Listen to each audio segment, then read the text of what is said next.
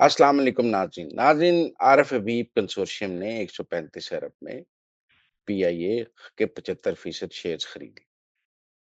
अब ये क्या कामयाबी है, इसका अंदाज़ा आप इस बात से लगाएँ कि 1 साल पहले इसी पीआईए की जब निजकारी की गई तो कोई 10 अरब रुपए से ज़्यादा देने को तैयार नहीं था।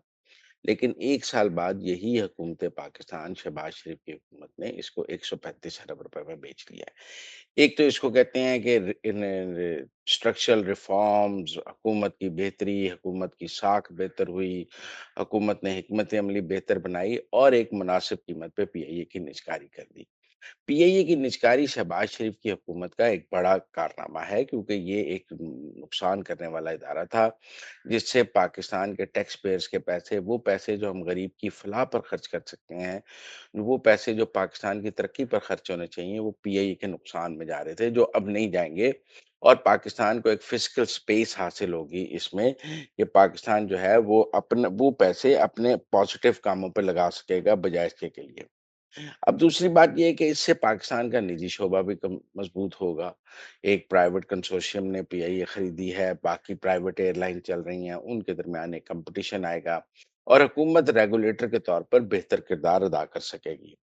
मेरे ख्याल में पीआईए की स्ट्रैटेजिक निजकारी का मकसद को पीआईए को कमज़ोर करना नहीं बल्कि पीआईए को बचाना है। मैं समझता हूँ इस निजकारी से पीआईए को एक नई ज़िंदगी मिली है, वरना जिस कदर ये नुकसान में जा रही थी, हमें खतरा था ये बंद हो जाएगी और नेशनल फ्लैग कैरियर कहीं बंद ना हो जाए, एक दिन डिफ़ॉल्ट ना कर जाए। इससे पीआईए को एक नई ज़िंदगी मिली है और वो नई ज़िंदगी जो है वो हम सब के लिए जो है वो बेहतर मिसाल है, अब हमारा नेशनल फ्लैग कैरियर चलता रहेगा।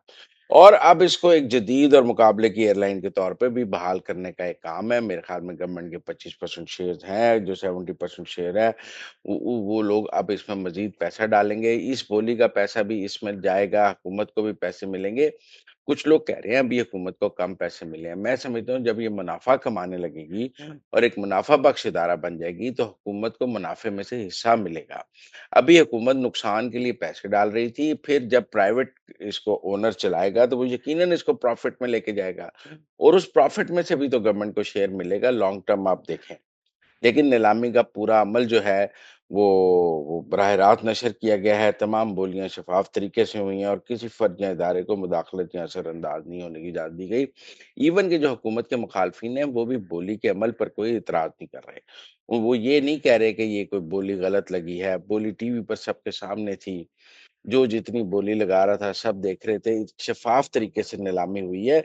मैं समझता हूँ जिस पर हुकूमत के मुखालफिन भी इतराज़ करने की पोज़ीशन में भी नहीं है। ये पाकिस्तान की पहचान है, वक़ार है, तारीख़ी विरसा है, इसे महफ़ूज़ रखना बहुत ज़रूरी था और मेरे ख़्याल में इसकी प्राइवेटाइज़ेशन से ये एक मह इसका एक महफ़ूज़ सफ़र जो है वो शुरू हो गया है। लेकिन बहरहाल पीआईए की निजकारी शहबाज शरीफ़ हुकूमत का एक माशी कारनामा है।